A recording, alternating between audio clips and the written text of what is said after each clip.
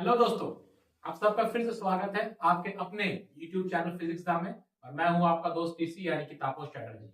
तो चलिए आज हम लोग एक बहुत ही इंपॉर्टेंट टॉपिक पढ़ेंगे क्लास 12 फिजिक्स का सेमीकंडक्टर चैप्टर का। टॉपिक का नाम है रेक्टिफायर। रेक्टिफायर का लॉन्ग क्वेश्चन भी आ सकता है, शॉर्ट क्वेश्चन 2 मार्क्स का 3 मार्क्स का भी आ सकता है। तो दोस्तों जो लोग अभी तैयारी में लगे हुए हैं या जो लोग अभी भी तैयारी में नहीं लगे हैं उनके लिए सुनहरा मौका है। हमारे वीडियोस को देखते रहिए और टॉपिक्स को क्लियर करते रहिए और क्वेश्चन बनाते रहिए। तो चलिए ज्यादा इधर उधर की बातें नहीं करते हुए क्लास को स्टार्ट करते हैं। टॉपिक है रेक्टिफायर।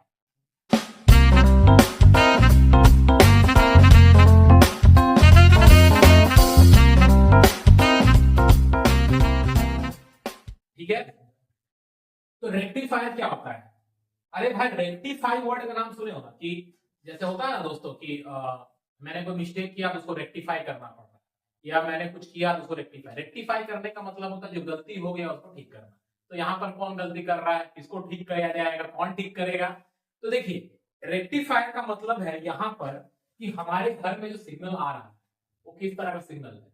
हमारे घर में जो सिग्नल आता है वो एक अल्टरनेटिंग सिग्नल होता है। ये आप जानते हैं अल्टरनेटिंग सिग्नल का मतलब एसी। ये होता है अल्टरनेटिंग सिग्नल जो हमारे घर में सप्लाई आ रहा है। ठीक है, अब जैसे फॉर एग्जांपल आपका मोबाइल का चार्जर है। ठीक है, आपने मोबाइल के चार्जर को सॉकेट में लगाया। जब मोबाइल के चार्जर को आपने सॉकेट में लगाया तो एक तो पहले 220 वोल्ट आ रहा है। 220 वोल्ट को आपको पहले कम करके 5 वोल्ट करना है। वो तो आपका ट्रांसफार्मर स्टेप डाउन ट्रांसफार्मर। लेकिन आपका वो स्टेप डाउन ट्रांसफार्मर भी तो एक अल्टरनेटिंग सिग्नल ही देगा। लेकिन आपका जो मोबाइल चार्जर है उसको डायरेक्ट सिग्नल यानी कि डीसी चाहिए। ठीक है, ताकि वो चार्जिंग होते रहे। अदरवाइज एक बार पॉजिटिव फेज आएगा, एक बार नेगेटिव फेज आएगा तो वो चार्ज नहीं हो पाएगा। जैसे इलेक्ट्रोप्लेटिंग हम लोग पढ़ते हैं, इलेक्ट्रोप्लेटिंग में एक पॉजिटिव एंड रहता है, एक नेगेटिव एंड रहता है। अगर वो पॉजिटिव नेगेटिव चेंज होते रहेगा तो इलेक्ट्रोप्लेटिंग होगा ही नहीं। उस तरह से मोबाइल भी आपका चार्ज नहीं होगा। तो उस मोबाइल के चार्जर में एक रेक्टिफायर डिवाइस लगा हुआ रहता है जो क्या करता है, आपके अल्टरनेटिंग सिग्नल को एसी को कन्वर्ट करता है डीसी में। तो रेक्टिफायर क्या हो गया दोस्तों? रेक्टिफायर क्या हो गया? रेक्टिफायर डिवाइस हो गया। और डिवाइस which converts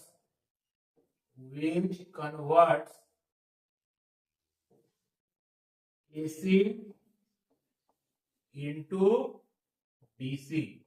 ठीक है, तो रेक्टिफायर क्या हो गया दोस्तों? एक ऐसा डिवाइस हो गया जो कन्वर्ट करेगा एसी को डीसी में। ठीक है, एसी को डीसी में कन्वर्ट करेगा। बात समझ में आया?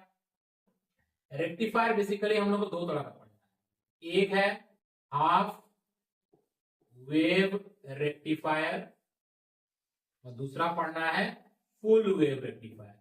तो रेक्टिफायर दो तरह का हम लोग पढ़ेंगे, हाफ वेव और फुल वेव। ठीक है, चलिए अब रेक्टिफायर के आइडिया को, कॉन्सेप्ट को समझते हैं। देखिए रेक्टिफायर का जो कॉन्सेप्ट है वो सिंपल किस पर बेस्ड है दोस्तों? रेक्टिफायर का जो कॉन्सेप्ट है या प्रिंसिपल है, इसका वर्किंग प्रिंसिपल है, प्रिंसिपल वाला स्कूल वाला प्रिंसिपल नहीं, सिद्धांत वाला प्रिंसिपल ना। आपका कुछ सिद्धांत होना चाहिए जीवन में, प्रिंसिपल होना चाहिए, वो वाला प्रिंसिपल। प्रिंसिपल क्या है इसका वर्किंग का?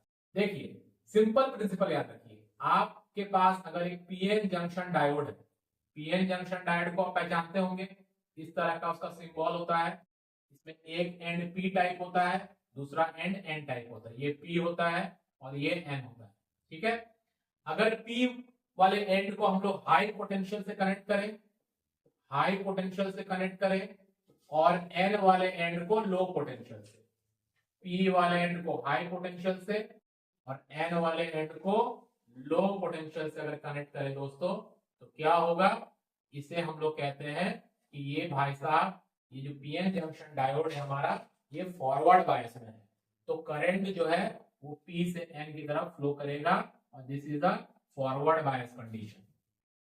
ठीक है, अगर आइडियल डायोड है तो हम लोग आइडियल डायोड ही मान के चलेंगे। ठीक है, लेकिन अगर हम लोग इसको उल्टा कर दे, क्या उल्टा कर दे? अगर एक पीएन जंक्शन डायोड लेते हैं और पीएन जंक्शन डायोड में अगर जो पी है उसको लो पोटेंशियल से कनेक्ट कर दे, लो पोटेंशियल से कनेक्ट कर दे और जो एन है उसको हाई पोटेंशियल से कनेक्ट कर दें, हाई पोटेंशियल से कनेक्ट कर दें, तब क्या होगा दोस्तों, तो ये रिवर्स बायस कहलाएगा और इसमें करंट फ्लो नहीं होगा। ठीक है, ये वाला जो है इसको हम लोग बोलते हैं फॉरवर्ड बायस। ये हो गया फॉरवर्ड बायस। ठीक है, ये हो गया फॉरवर्ड बायस। ठीक है, और ये हो गया आपका रिवर्स बायस।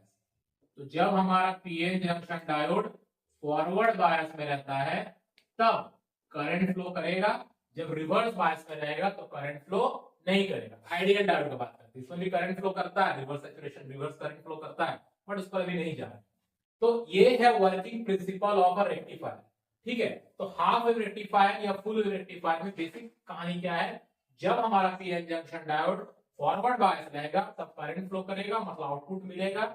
जब PN junction diode reverse bias रहेगा करंट फ्लो नहीं करेगा, आउटपुट नहीं मिलेगा। तो चलिए हम लोग चलते हैं और देखते हैं कि हाफ वेव रेक्टिफायर कैसे काम कर रहा है। तो हमारा डिवाइस यहां पर हो गया half wave rectifier, half wave rectifier, half wave rectifier.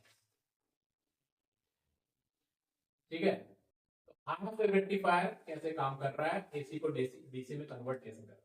तो सबसे पहले हम लोग क्या करेंगे, हम लोग एक ट्रांसफॉर्मर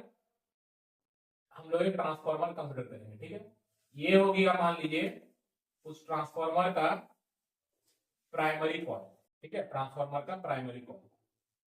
ठीक है, इसमें से एसी इनपुट आ रहा है, इसमें एसी इनपुट दिया गया, एसी इनपुट दिया गया इस ट्रांसफॉर्मर के प्राइमरी में, और ये हो गया ट्रांसफॉर्मर का सेकेंडरी कॉइल जिसमें हम लोग को, जिससे हम आउटपुट मिलेगा। तो इसको क्या करना है, हम लोग को एक पीएन जंक्शन डायोड लेना है और उस पीएन जंक्शन डायोड को यहां पर इस सेकेंडरी ऑफ द ट्रांसफॉर्मर के कॉइल में कनेक्ट कर देना है। एक पीएन जंक्शन डायोड को यहां कनेक्ट कर दिया। ठीक है, अब ये आपका चलेगा ना, और ये ऐसे गया और यहां पर हम लोग एक रेजिस्टेंस कनेक्ट कर सकते हैं, यहां पर एक रेजिस्टेंस कनेक्ट कर सकते हैं जिस रेजिस्टेंस के अक्रॉस हम लोग आउटपुट लेंगे। ठीक है, ये हो गया हमारा आर, इसके अक्रॉस हम लोग आउटपुट लेंगे। ठीक है, अब देखिए काम कैसे करेगा। मान लीजिए यहां पर हम लोग एक पॉइंट ले लेते हैं P, यहां पर एक पॉइंट ले लेते हैं P, और यहां पर एक पॉइंट ले लेते हैं Q। ठीक है, एक पॉइंट ले लीजिए P, एक पॉइंट ले लीजिए, ये हमारा पीएन जंक्शन डायोड हो गया, हो गया P, हो गया Q। अब देखिए हम लोग जानते हैं कि यहाँ पर जो सेकेंडरी में जो मेरा इनपुट होगा वो एक एसी सिग्नल रहेगा जो सेकेंडरी में आएगा, क्योंकि ये तो एसी डिवाइस है। यहाँ सेकेंडरी में जो इनपुट आएगा वो एक अल्टरनेटिंग सिग्नल रहेगा।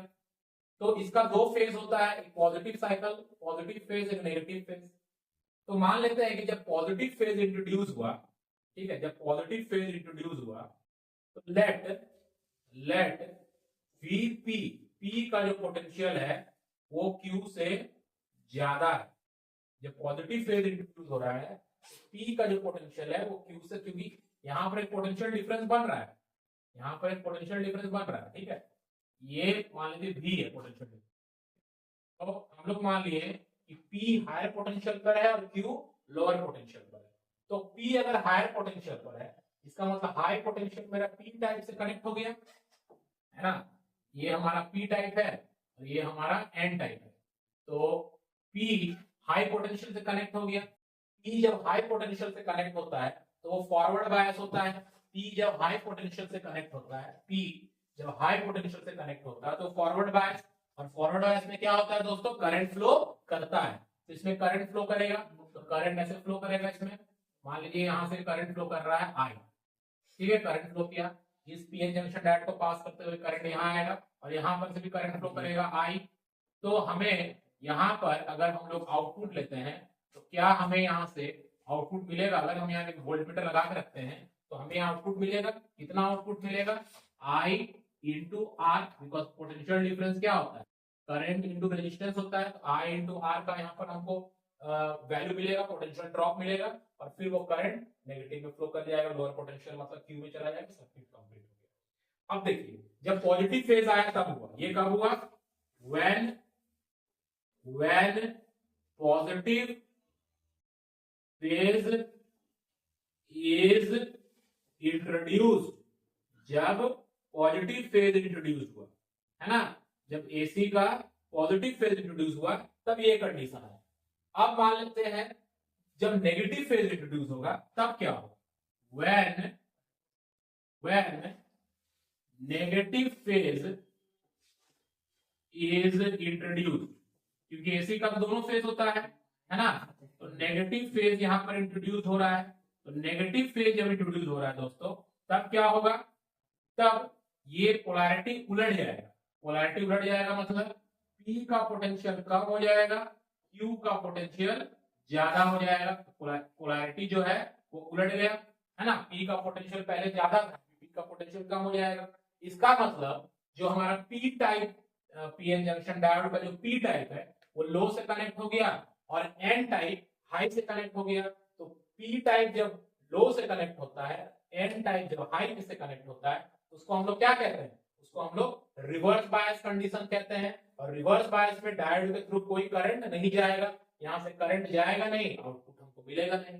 तो अगर हम इसका आउटपुट वेव फॉर्म बनाते हैं, इसका आउटपुट वेव फॉर्म कैसे बनेगा, ये था इसका input wave form, this is the input wave form, मान लेते हैं इनपुट वेव फॉर्म, ये इनपुट हम लोग को डायोड में जा रहा है, सॉरी ये इनपुट वेव फॉर्म हमारा रेक्टिफायर में जा रहा था।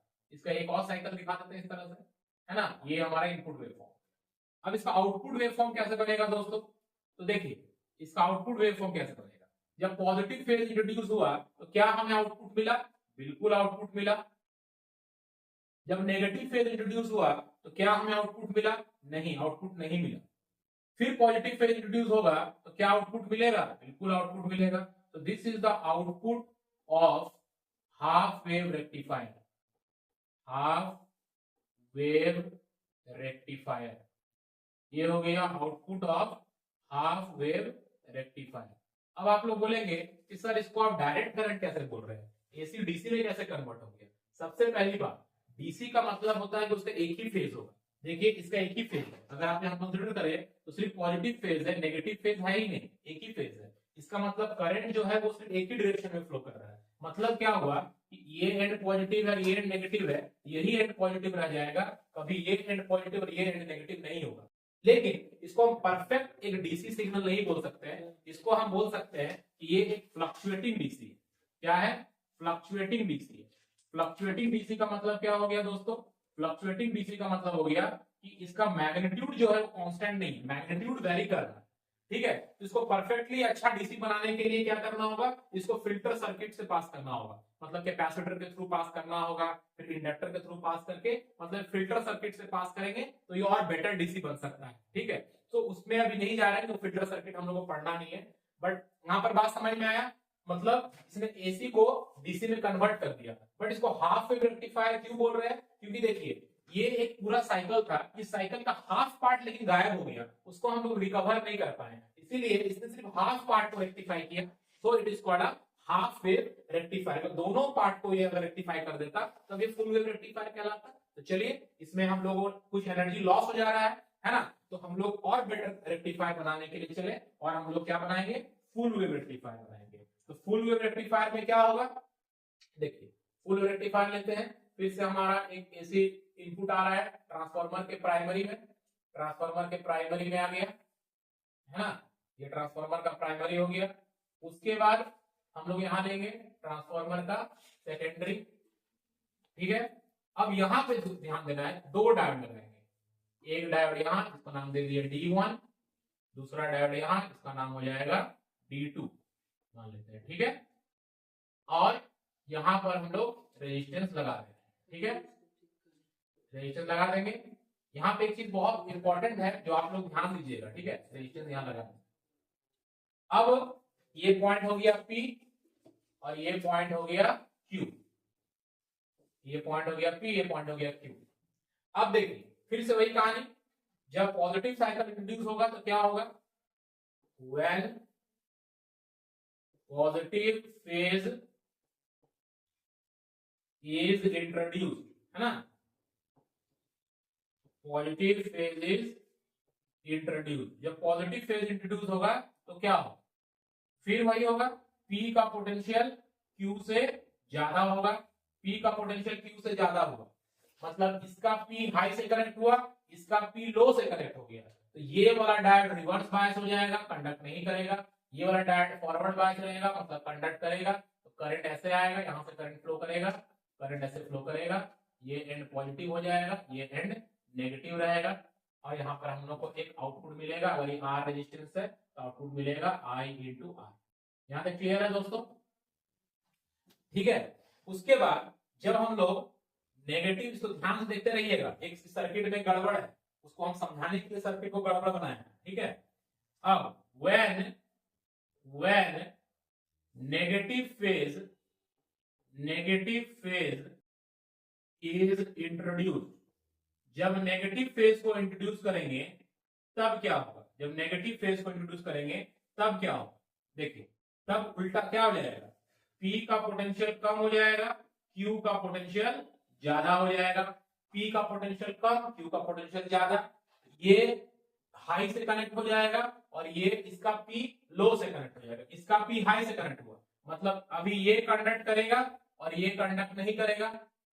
यहां पर एक बहुत बड़ा प्रॉब्लम आ जाएगा, क्या प्रॉब्लम आएगा, करंट अभी इससे फ्लो करेगा, ठीक है, आई करंट, लेकिन करंट अभी तो नीचे से ऊपर जाने लगेगा ना दोस्तों, करंट अभी नीचे से ऊपर जाने लगेगा, तो करंट अगर नीचे से ऊपर जाने लगा तब तो ये वाला एंड पॉजिटिव और ये वाला एंड नेगेटिव हो जाएगा, तो अल्टीमेटली यहां पे तो पोलैरिटी चेंज होने लगा, तो ये तो फिर से ऐसे ही मिल गया, तो रेक्टिफायर अपना काम कर पाया, नहीं कर पाया, मतलब ये जो रेजिस्टेंस हम लोग लगाए हैं ये गलत जगह पर लगाए हैं, क्योंकि अगर यहां से आउटपुट लेंगे तो ऐसे ही आउटपुट मिलेगा। तो सही सर्किट क्या होगा, सही सर्किट ऐसा होगा कि यहां पे तो ठीक था, ये सब तो ठीक था, ये सब ठीक था, हमको रेजिस्टेंस का प्लेसमेंट सही जगह पर करना होगा। यहां पर समझ में आ रहा है, रेजिस्टेंस का प्लेसमेंट गलत हो गया, करंट दोनों डायरेक्शन में फ्लो कर रहा है।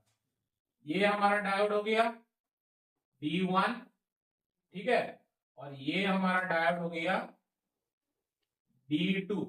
आप रेजिस्टेंस को यहां पर एक सेंटर ट्रैप लगा के यहां प्लेस कर सकते हैं। यहां अगर आप रेजिस्टेंस को प्लेस करते हैं तो क्या होगा, देखिए यहां से हम आउटपुट लेंगे। देखिए अगर डायोड D1 अगर फॉरवर्ड बायस है तब करंट यहां से फ्लो करेगा, करंट ऐसे फ्लो करेगा, करंट ऐसे जाएगा, मतलब ये एंड पॉजिटिव, ये एंड नेगेटिव हो जाएगा। जब डायोड D1 मेरा रिवर्स बायस और D2 फॉरवर्ड बायस होगा तब करंट ऐसे फ्लो करेगा, करंट ऐसे फ्लो करेगा, लेकिन यहां तो करंट ऐसे ही जाएगा ना, इसी एंड से ना जाएगा, ये प्लस और ये माइनस ही रहेगा, चाहे D1 फॉरवर्ड बायस रहे चाहे D2 फॉरवर्ड बायस रहे, करंट तो ऐसे ही फ्लो करेगा। सो पोलैरिटी जो है प्लस माइनस बदलेगा नहीं, then we will get a direct current, तब हम लोग को डीसी मिलेगा, बिकॉज पोलैरिटी टाइम के साथ बदल नहीं रहा है, लेकिन पोलैरिटी हर टाइम के साथ बदलते जाएगा, तो यहाँ पर हमको एसी से एसी ही मिलेगा, ये रेक्टिफायर काम ही नहीं कर पा रहा है, तो इसीलिए रेजिस्टेंस का प्लेसमेंट भी बहुत जरूरी है कि हम रेजिस्टेंस को कहां पर प्लेस करेंगे, ठीक है। आप यहां भी प्लेस कर सकते हैं, बहुत बुक में दिया रहता है कि रेजिस्टेंस को उन्होंने यहां पर प्लेस किया, रेजिस्टेंस को यहां पर भी आप प्लेस कर सकते हैं, यहां पर भी प्लेस कर सकते हैं। तो क्या होगा, ये फॉरवर्ड बायस होगा, करंट ऐसे करके फ्लो करेगा प्लस माइनस, ठीक है, जब ये फॉरवर्ड बायस होगा तभी करंट ऐसे जाएगा, इधर से ही फ्लो करेगा, ये प्लस माइनस। तो रेजिस्टेंस का प्लेसमेंट यहाँ पर बहुत वाइटल है कि आप रेजिस्टेंस को कहां पर प्लेस कर रहे हैं, ठीक है। यहाँ पर एक्चुअली जंपर रहेगा, यहाँ पर ऐसे जंप रहेगा, ठीक है, ये याद रखना, यहाँ ऐसे जंप रहेगा, जैसे ये फॉरवर्ड बायस हुआ ये ऐसे आया, ऐसे करके इधर फ्लो करेगा, ये फॉरवर्ड बायस तब भी इधर से जाएगा।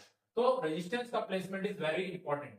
अब आपको समझ में आया रेक्टिफायर क्या करता है, रेक्टिफायर एसी को डीसी में कन्वर्ट करता है। अब फुल वेव रेक्टिफायर का आउटपुट कैसे आएगा, ये आपका हो गया, ये हो गया आपका, मान लेते हैं input signal of full wave rectifier, इसका आउटपुट कैसे आएगा, तो देखिए जब हमारा पहले क्या हुआ, D1 फॉरवर्ड बायस रहा, यहां से करंट फ्लो किया, हमको आउटपुट मिला, ये D1 के लिए मिला, फिर जब नेगेटिव फेज आया तो D1 रिवर्स बायस हो गया, D2 फॉरवर्ड बायस है, लेकिन आउटपुट मिला कि नहीं मिला, मिला, D2 के लिए मिला, फिर D1 के लिए मिलेगा। तो यहां पर क्या हो रहा है, यहां पर आप देखिए कि हर एक फेज के लिए आपको आउटपुट मिल रहा है, that is why it is called a full wave rectifier. इसको हम लोग क्या बोलते हैं, इसको बोलते हैं फुल वेव रेक्टिफायर है। ठीक है, बात समझ में आया? इसको क्यों फुल वेव रेक्टिफायर बोलते हैं? ठीक है, तो ये हो गया फुल वेव रेक्टिफायर। और एक चीज देखिए, अगर मान लीजिए एक हाफ वेव रेक्टिफायर में ये इसका सिग्नल, इसका मान लीजिए सिग्नल जो था इनपुट, इसका फ्रीक्वेंसी 50 हर्ट्ज है दोस्तों, तो ये जो आउटपुट का फ्रीक्वेंसी क्या होगा, ये क्वेश्चन बहुत बार पूछा जाता है। और उसी वही चीज अगर हम लोग फुल रेक्टिफायर कंसीडर करें और इनपुट का फ्रीक्वेंसी अगर 50 हर्ट्ज है तो आउटपुट का फ्रीक्वेंसी कितना होगा, इस कॉन्सेप्ट को समझिए। देखिए यहां पर एक चीज समझने की कोशिश कीजिए, यहां पे एक चीज समझाते हैं, इसको ध्यान से समझिएगा। ठीक है, जैसे मान लीजिए ये एक पूरा साइकिल हो गया, ये पूरा साइकिल हो गया कंप्लीट, है ना? तो 50 हर्ट्ज का फ्रीक्वेंसी, मतलब number of cycles completed in 1 second is 50। अब यहां पर देखिए number of cycles completed in 1 second is again same, यहां पर एक ही साइकिल है ना, इसका तो एक ही पार्ट ही है, तो इसका मतलब अगर इसका फ्रीक्वेंसी 50 है तो इसका फ्रीक्वेंसी कितना रहेगा, 50 ही रह जाएगा, इसका ही फ्रीक्वेंसी 50 ही रह जाएगा, आधा निकल देना है। मतलब यहां पर इसका एक साइकिल, यहां इतना टाइम है उसका भी एक साइकिल, क्योंकि ये पार्ट तो उसका है ही नहीं, तो साइकिल तो एक ही कंप्लीट हुआ, यहां से यहां तक में एक ही साइकिल कंप्लीट हुआ, इसका भी यहां तक में एक ही साइकिल कंप्लीट हुआ। लेकिन अगर यहां पर हम लोग आते हैं फुल वेव रेक्टिफायर, तो ध्यान दीजिए अगर हम फुल वेव रेक्टिफायर में आते हैं दोस्तों, तब क्या होगा, ये हो गया यहां तक में इसका एक ही साइकिल कंप्लीट हुआ, लेकिन इसका यहां तक 2 साइकिल कंप्लीट हो गया, है ना? इसका यहां तक 2 साइकिल कंप्लीट हो गया, 2 बार सिग्नल मिल रहा है ना? तो इसका मतलब अगर इसका फ्रीक्वेंसी 50 है तो इसका फ्रीक्वेंसी कितना हो जाएगा, इसका फ्रीक्वेंसी हो जाएगा 100 हर्ट्ज, डबल हो जाएगा। हाफ रेक्टिफायर में जितना इनपुट का फ्रीक्वेंसी रहेगा आउटपुट का फ्रीक्वेंसी उतना ही रहेगा, क्योंकि उतना टाइम में इसका एक साइकिल कंप्लीट हो रहा है, इसका एक साइकिल कंप्लीट हो रहा है। लेकिन यहां पर क्या है, इसका एक साइकिल कंप्लीट हो रहा है, इसका 2 साइकिल कंप्लीट हो जा रहा है। बात समझ में आया? ये था कॉन्सेप्ट अबाउट रेक्टिफायर, इसको अच्छे से पढ़िए और जो भी क्वेश्चंस आपके सैंपल पेपर में, टेस्ट पेपर में, प्रैक्टिस सेट में है उसको सॉल्व कीजिए। अगर कहीं पर प्रॉब्लम आता है तो खुल के बताइए, और अगर हमारे वीडियो से आपको फायदा हो रहा है तो मेरा रिक्वेस्ट है से ज्यादा लोगों तक शेयर करें, ताकि बहुत सारे बच्चे अभी भी बहुत परेशानी में हैं। बहुत सारे बच्चे इस चीज को एक्सेप्ट नहीं करेंगे, क्योंकि बड़े बड़े कोचिंग्स में बड़े बड़े इंस्टीट्यूट पढ़ लिए हैं, अभी बोर्ड एग्जाम सामने आ गया, उनको समझ में नहीं आ रहा है क्या करना है। तो छोटी छोटी बातें हम लोग पढ़ाते हैं, ज्यादा हाईफाई बात नहीं करते हैं, ये सिंपल चीजें आपको समझ में आ रही है तो आप उसको पढ़ें, और कहीं भी दिक्कत आ रहा है तो बताएं, ज्यादा से ज्यादा दोस्तों तक शेयर करें। और अगर आपको हमारे वीडियो से फायदा मिल रहा है तो कमेंट में जरूर थम्स अप दें, ताकि हमें भी थोड़ा सा और कॉन्फिडेंस और एनर्जी मिले और आप लोग के लिए और अच्छा काम कर सकें। चलिए मिलते हैं नेक्स्ट वीडियो में, बाय।